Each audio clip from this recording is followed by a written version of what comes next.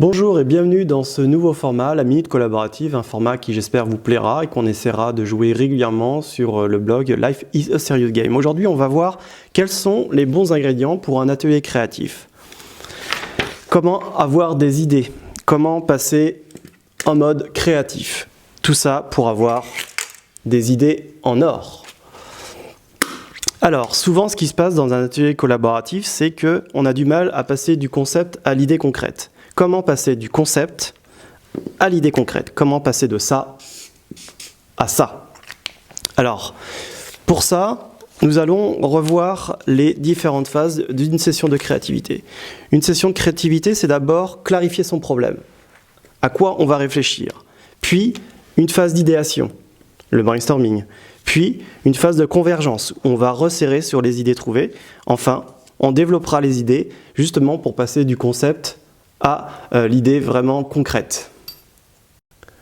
Alors, quels sont les bons ingrédients pour réaliser un atelier créatif productif? Eh bien, il vous faut un groupe idéal. Un groupe idéal sera composé en fait de gens qui sont capables de décider en séance si oui ou non ce sont des bonnes idées, si les idées vont être mises en œuvre. Des gens qui vont pouvoir donner vie aux idées, des makers, et évidemment des gens qui vont utiliser les solutions, les idées produites en séance. Donc là, on a le groupe idéal qui vous assurera en fait d'avoir toutes les parties prenantes pour votre atelier créatif. Ensuite, il faut jouer sur la cohésion de groupe. La cohésion de groupe, c'est hyper important pour créer en fait un climat propice à la créativité.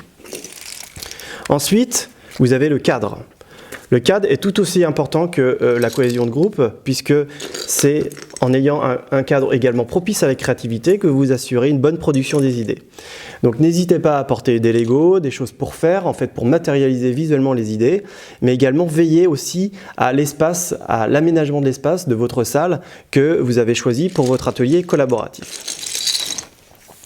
Ensuite, je vous propose d'afficher dans votre salle de créativité les règles de votre session. Et pour ça, je vous propose d'utiliser le CQFD. C comme tuer la censure, éviter les jugements.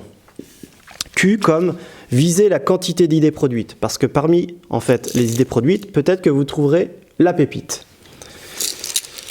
Ensuite, viser aussi et favoriser plutôt les idées farfelues. Parce que peut-être parmi elles, il y aura la pépite que vous recherchez tant. Enfin, n'hésitez pas à démultiplier les idées par inférence, par sérendipité. C'est aussi comme ça qu'on trouve des idées de qualité.